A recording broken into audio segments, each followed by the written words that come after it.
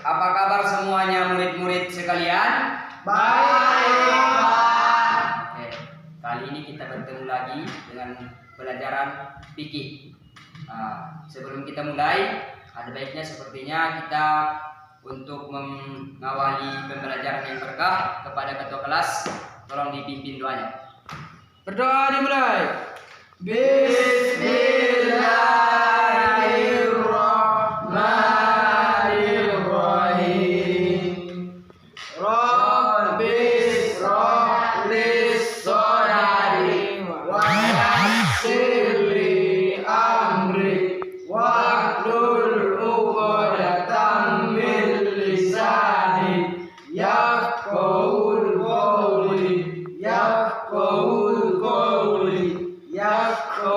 qawli walhamdulillahi rabbil alamin.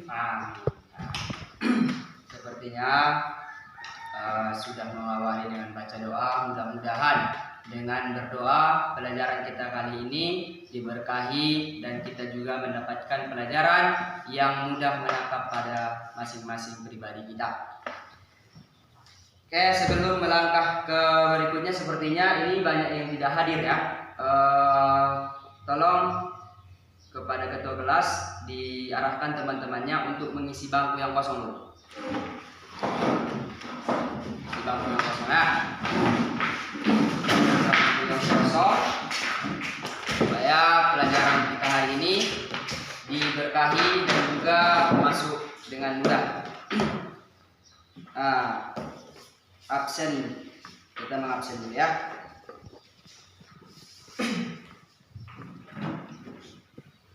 Amardi Hadir, Pak. Ari Sabarno Hadir, Pak. dan Ali James, Hadir, Pak. Dahyuna, Hadir, Pak. BM Gocek, Hadir, Pak. Kelor Napas. Hadir, Pak. Ini ada masih banyak lagi yang belum hadir ya. Hudri, Hadir, Pak. apa keterangannya ketua? Alfa, Pak. Alka. Widasari, Membantu orang tua, Pak. membantu orang tua. Apa yang dibantu? Apa yang dibantu ketua? Ke sawah, Pak. Sawah. Inilah kalian harus rajin-rajin membantu orang tua, karena apapun bagaimana orang tua yang akan menafkahi. Ya, paham ya? Iya, Pak. Nah, terakhir, Nirma Mariana. Sakit, Pak. Sakit apa? Demam, Pak. Demam. Harus yang seperti ini. Kalau sakit harus ada suratnya. Untuk besok-besok diminta suratnya supaya tidak alfa dia ya. Iya, Pak. Oke. Maka setelah pengabsenan itu sampah di samping-samping bangku, kursi, meja harus dirapikan. Coba diperiksa di samping masing-masing ya. Oke. Kalau sampah tidak ada, bersih, indah, rapi, maka kita pun yang belajar akan senang, kemudian mudah menangkap kepada apa yang diajarkan oleh Bapak pada hari ini.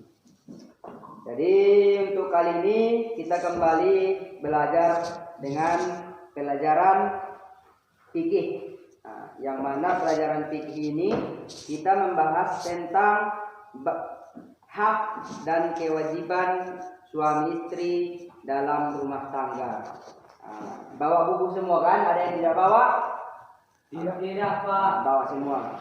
Coba dibuka pada halaman 117, yaitu tentang bab hak dan kewajiban suami istri dalam rumah tangga.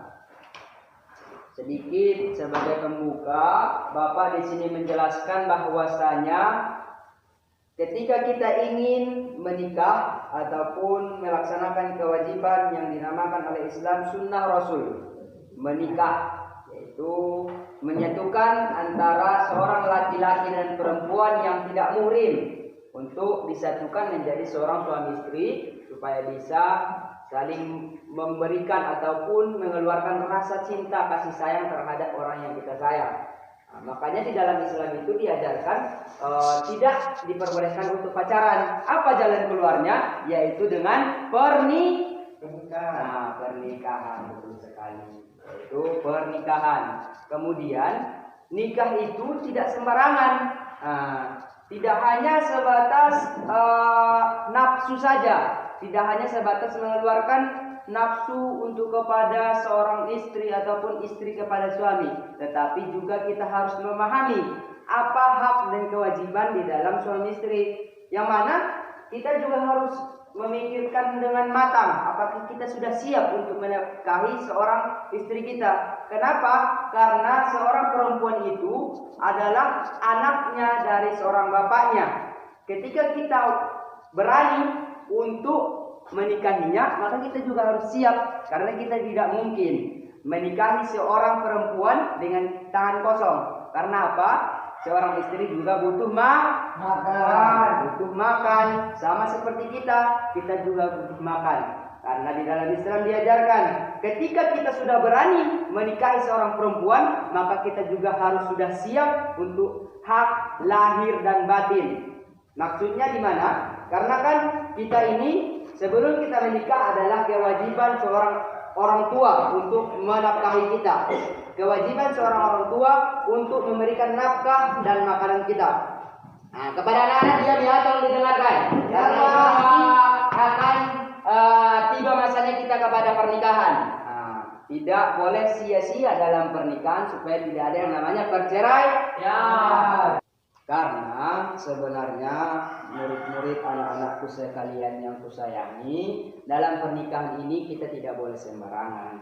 Di mana ketika seorang anak itu diberikan nafkah oleh orang tuanya itu sangat susah payah. Kemudian ketika kita berani meminangnya, mengambilnya dari orang tua yang sangat menyayangi seorang putrinya yang sangat cantik, menyekolahkannya menjadi sarjana, dokter, bidan, pramugari dan sebagainya, maka disitulah tanggung jawab seorang ayah pindah kepada seorang suami. Iya, di situ kita juga bagaimana orang tuanya memperlakukannya, pindahlah tanggung jawab seorang orang tua kepada seorang suami. Di mana yang salah satunya adalah memberikan nafkah.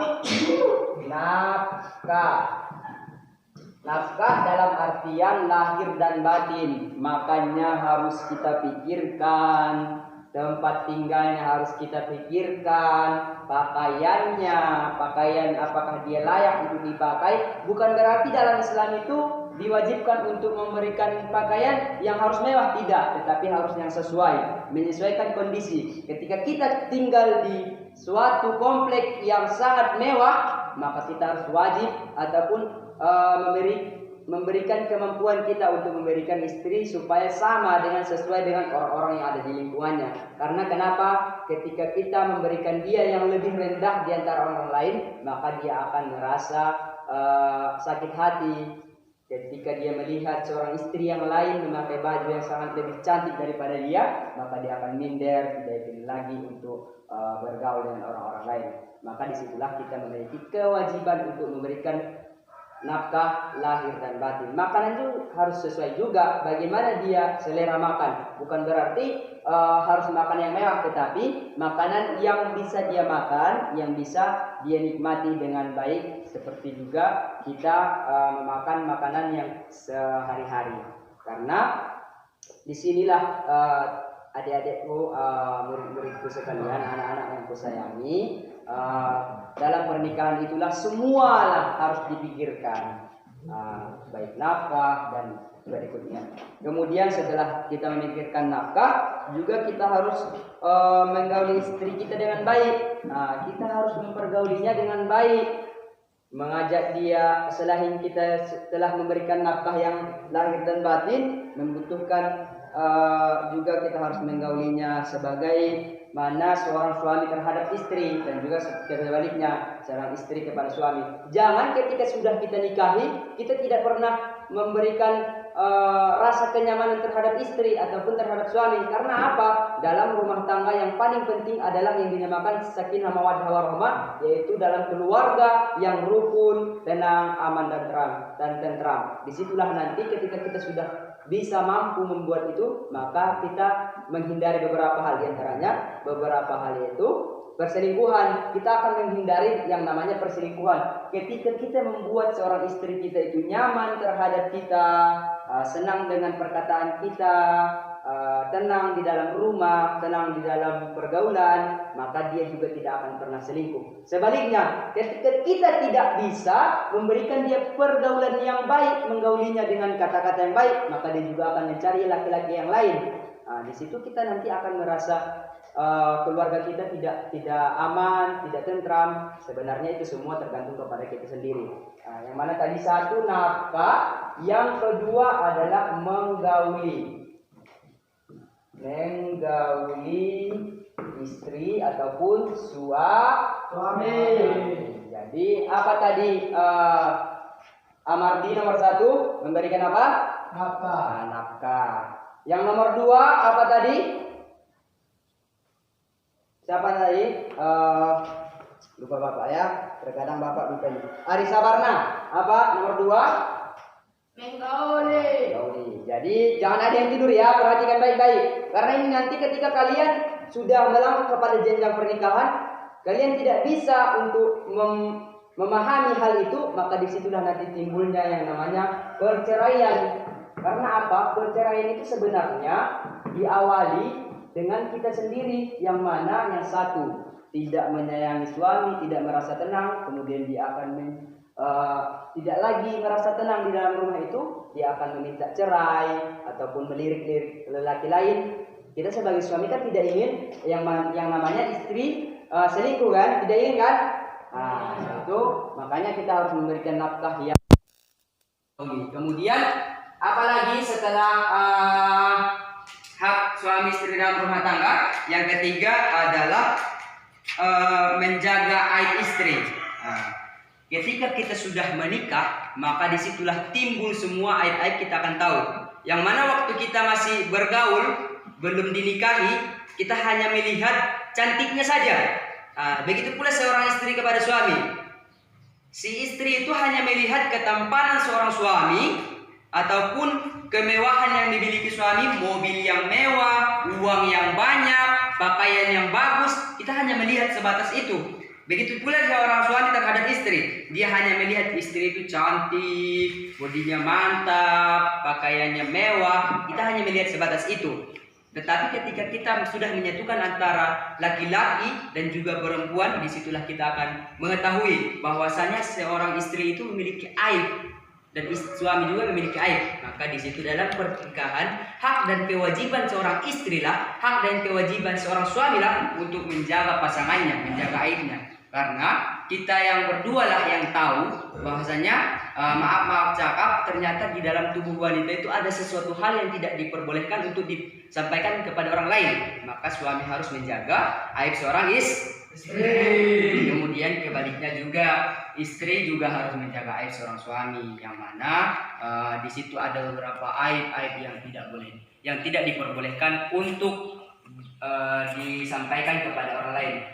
Baik ia kepada teman dekat, kepada keluarganya, tidak boleh. Hal ini tidak boleh untuk disampaikan kepada orang lain, karena kita harus saling menjaga. Kitalah yang akan menciptakan keluarga kita, keluarga yang membawa sakinah, mawaddah, warahmah. Yang ketiga tadi adalah menjaga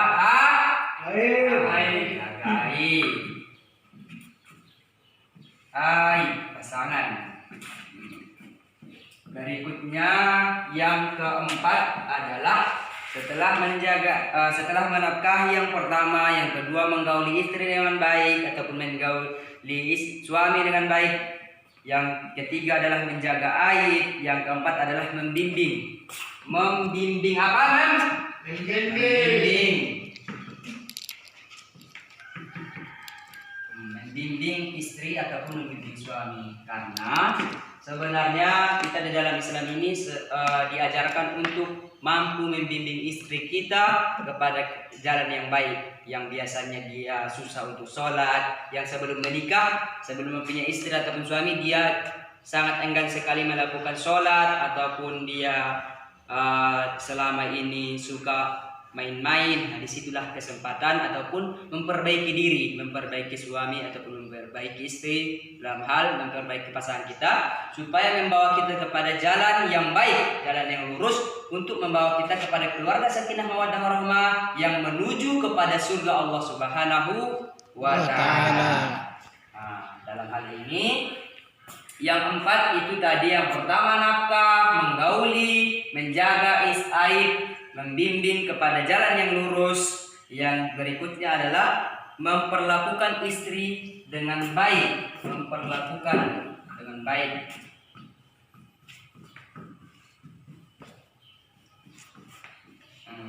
Istri dengan baik.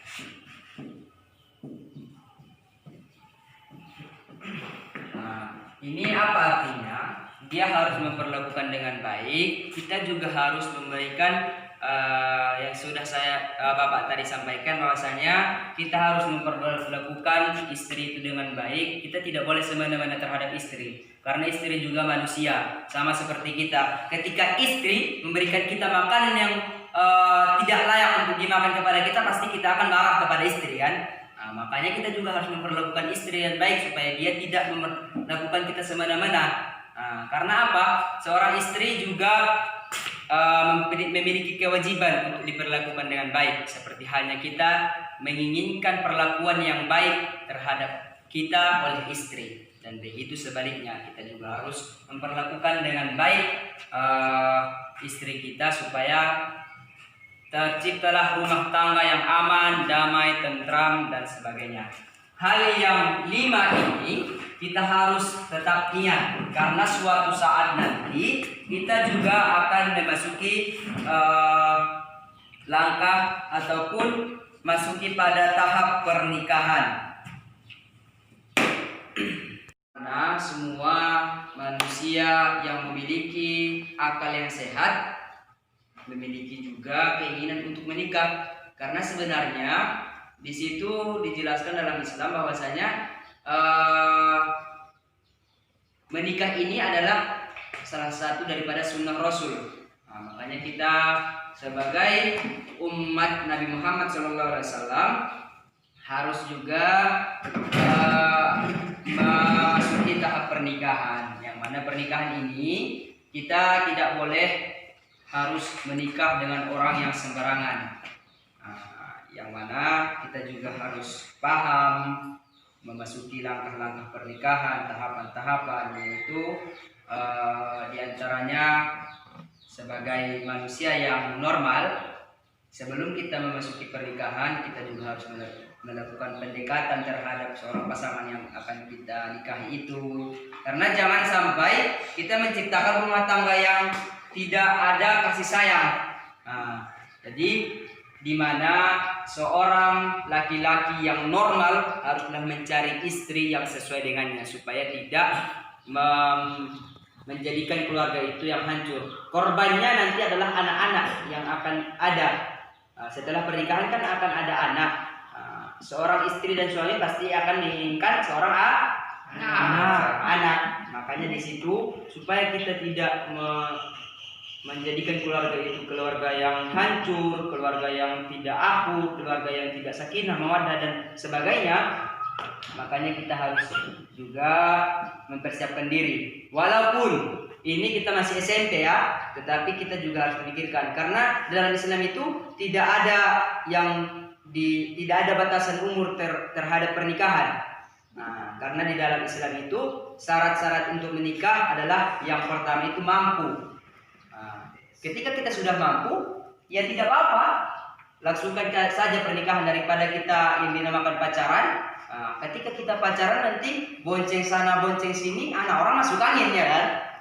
Makanya akan ada nanti anak yang lahir di luar nikah. Lebih baik kita menyegerakan untuk menikah daripada kita merusak anak orang. Secara akal sehat, ini harus dipikirkan baik-baik ya anak-anak ya, anak-anak yang ku sayangi, yang ku cintai, yang ku banggakan. Kita harus memikirkan secara akal kita. Ketika seorang adik kita mempunyai adik perempuan, ketika dia dipacari oleh laki-laki yang sembarangan, dibawa bonceng sana bonceng sini, kemudian hamil, maka kita tidak akan tenang. Kita akan marah terhadap orang yang mempacari itu.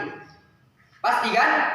Nah, ketika kita seorang laki-laki yang normal, pasti kita juga akan seperti itu. Makanya begitu juga dengan terhadap ketika kita pacaran dengan wanita. Dia juga ketika dia memiliki saudara laki-lakinya akan marah ketika kita mempergauli seorang adiknya tanpa menikahinya. Karena kita juga tidak akan bisa lari daripada yang namanya pacaran yang tidak sesuai. Karena dalam Islam itu tidak ada yang namanya pacaran. Ketika kita pacaran, berarti kita sudah merusak anak orang. Ketika dia sudah berharap terhadap seorang laki-laki dan laki-laki tidak berani untuk menikahinya, disitulah awal-awal daripada kerusakan seorang perempuan yang diperbuat oleh laki-laki yang tidak bertanggung jawab. Makanya walaupun kita masih SMP di tingkat yang masih yang masih muda, daripada kita berpacaran, mending kita menikahi. Karena dalam pernikahan ini jelas tanggung jawab seorang suami itu adalah yang diberikan, tanggung jawab seorang ayah itu diberikan sepenuhnya terhadap seorang suami. Yang mana tadi sudah dijelaskan bahwasanya harus mampu memberikan nafkah, menjaga istrinya, harus memberikan nafkah yang baik terhadap seorang istri. Tapi di dalam pacaran itu tidak ada. Kita hanya memberikan sebatas kata-kata aku cinta, aku sayang, dan segala macam. Itu hanya sebatas ungkapan-ungkapan bullshit yang diberikan oleh seorang laki-laki terhadap perempuan. Maka anak-anakku yang bagi yang perempuan, stop dari sekarang untuk daripada yang namanya pacaran. Karena pacaran itu sebenarnya menjerumuskan kita terhadap perbuatan yang lebih merusak harga diri kita.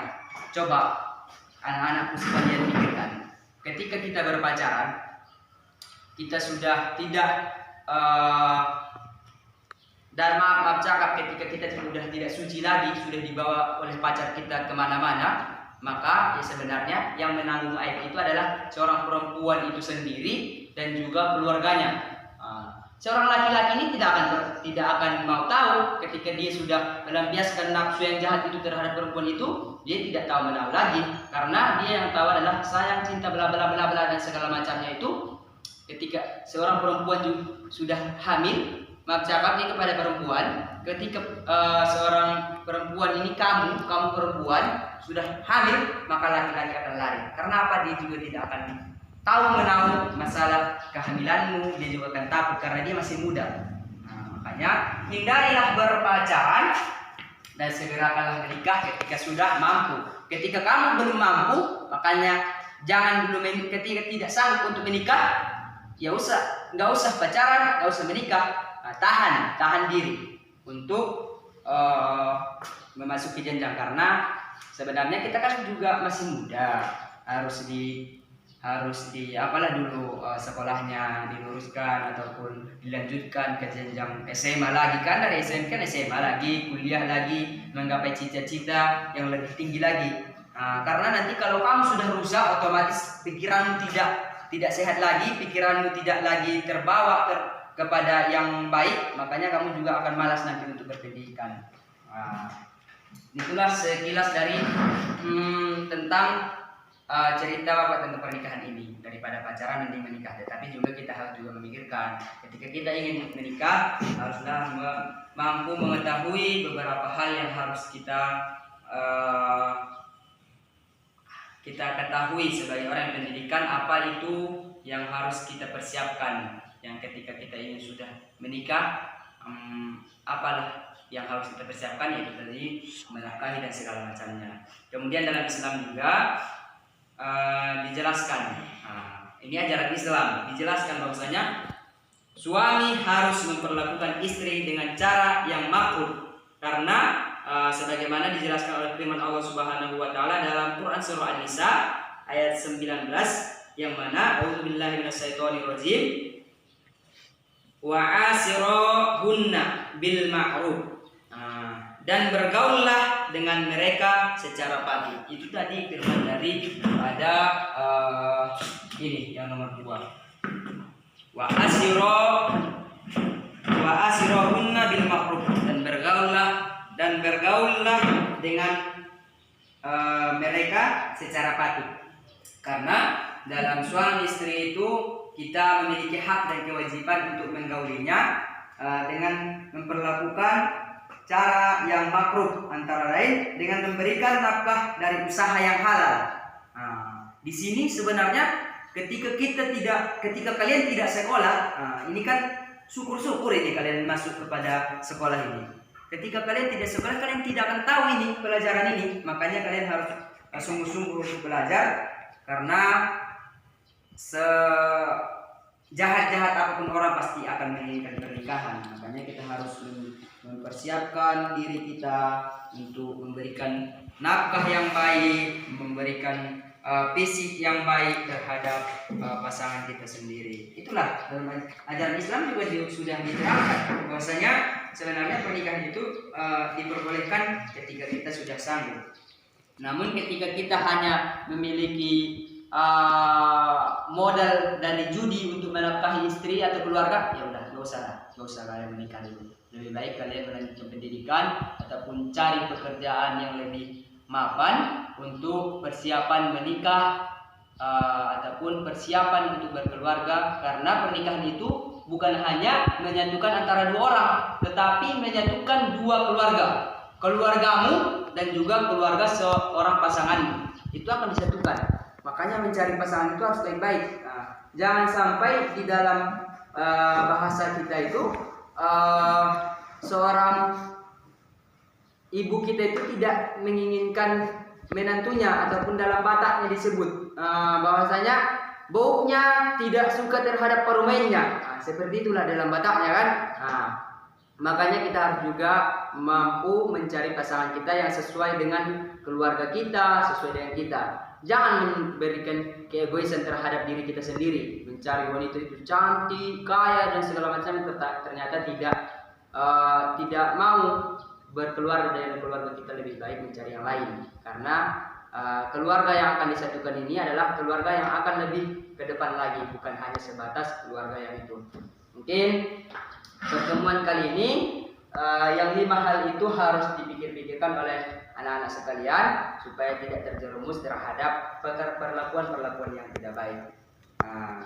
Setelah selesai masalah tentang hak dan kewajiban seorang suami dan istri dalam rumah tangga. Itulah murid-murid sekalian mengenai pelajaran kita pagi hari yang berbahagia ini. Tentang pelajaran kita adalah fikih, yang mana pada bab hak-hak dan kewajiban suami istri dalam rumah tangga. Itu jangan lupa lagi ya, jangan dilupakan, karena nanti kita akan memasuki jenjang pernikahan pada masa yang akan tertentu, di mana kita akan bertemu dengan jodoh kita masing-masing. Sebelum kita tutup, mungkin kepada murid-murid sekalian, anak-anakku yang kusayangi, ada yang ingin bertanya, dipersilahkan dulu. Saya Pak. Silakan Amardi. Apa itu pertanyaannya? Bagaimana Pak cara menjaga aib pasangan yang baik tersebut? Soalnya saya kurang paham Pak tentang itu. Inilah sebenarnya ini juga suatu hal yang sangat penting. Karena apa?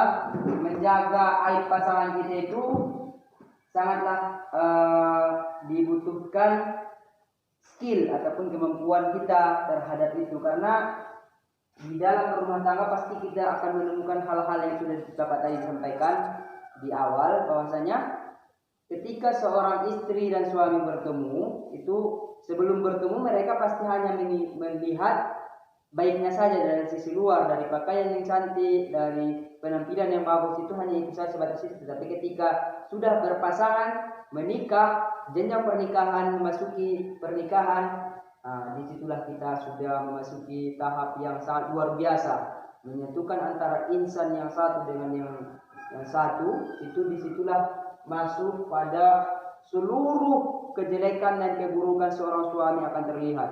Yang mana seorang suami itu yang jarang mandi, yang susah bangun tidur, istri yang tidak pandai memasak. Itu hal sebenarnya tidak boleh kita keluarkan kepada teman-teman kita. Pasti sebelum kita menikah, kita memiliki geng-geng, diantaranya geng yang A, B, C. Waktu sekolah kita kan memiliki kawan alumni SD, dan nanti ketika sudah kuliah kawan alumni SMA dan sebagainya. Ketika kau bercerita-cerita, jangan sampai terucap dari bibir ini aib seorang istrimu ataupun aib pasanganmu, karena itu sebenarnya hal yang bagi kita sangat sangat sensitif. Ketika kita bergaul dengan orang lain, bertemu dengan kawan-kawan kita menceritakan hal-hal itu, hal yang lucu sebenarnya. Ketika kita menceritakan, wah aku istriku itu tidak pandai masak, kawan-kawanmu tertawa, padahal kamu sudah menyampaikan aib dari seorang istrimu. Maka itulah yang harus kita jaga dengan baik-baik. Kita kunci bibir kita rapat-rapat terhadap aib pasangan kita masing-masing. Jangan sampai aib itu terbongkar kepada baik ia keluargamu ataupun baik ia teman-temanmu. Karena itu hak dan kewajiban seorang suami dan istri dalam berumah tangga. Mungkin sekianlah pertemuan kita pada pagi hari yang berbahagia ini. Ada lagi yang bertanya? Cukup ya. Untuk besok Bapak harapkan ini tidak lupa lagi ya. Yang 5 ini tidak lupa. Jangan sampai dilupakan. Tugas kalian di rumah menghafal hak dan kewajiban dalam suami istri dalam rumah tangga. Karena apa? Nanti ketika kalian terjun ke lapangan, terjun ke rumah tangga, terjun kepada masyarakat, ini kalian sudah harus menghafalnya. Karena sebagai persiapan kalian menjadi orang yang lebih dewasa lagi, tidak lagi canggung untuk memasuki tahap pernikahan. Pertanyaan sudah, pertemuan sudah. Mungkin karena waktu kita juga sudah habis pada mata pelajaran fikih ini, Bapak juga ada materi lain di kelas lain. Kita cukupkan. Terima kasih kepada murid-muridku sekalian, kepada murid-murid yang kusayangi. Pelajaran ini semoga menjadi berkah terhadap kita. Mudah-mudahan dengan adanya ini kita juga lebih dewasa. Ingat yang tadi Bapak sampaikan, jangan sampai dari kelas ini ada yang berpacaran, karena berpacaran itu menjerumuskan kita kepada keburukan terhadap diri kita sendiri, akan menjerumuskan kita terhadap kejahatan terhadap diri kita sendiri. Hindari pacaran, segera akan menikah ketika sudah mampu, dan juga jangan menikah ketika tidak sanggup dan tidak tahu apa yang akan kita laksanakan di dalam pernikahan. Makanya harus kita tahu hak dan kewajiban kita ketika nanti kita sudah berkeluarga, beristri ataupun bersuami. Sekian dan terima kasih. Terima kasih atas perhatiannya anak-anakku sekalian. Besok kepada teman-teman yang tidak hadir, kepada ketua kelas, tolong disampaikan nanti ataupun teman-temannya kepada teman yang lain untuk disampaikan ini materi-materi, karena minggu depan kita akan memasuki pelajaran yang bab yang baru, dan juga ini akan kita ujiankan besok untuk pertemuan berikutnya ya. Terima kasih. Mohon maaf atas segala kekurangan Bapak. Semuanya itu datangnya dari Bapak sendiri, dan terima kasih atas perhatiannya. Mohon maaf. Billahi taufiq wal hidayah. Wallahu muwaffiq ila aqwamit thoriq. Assalamualaikum warahmatullahi wabarakatuh. Waalaikumsalam warahmatullahi wabarakatuh.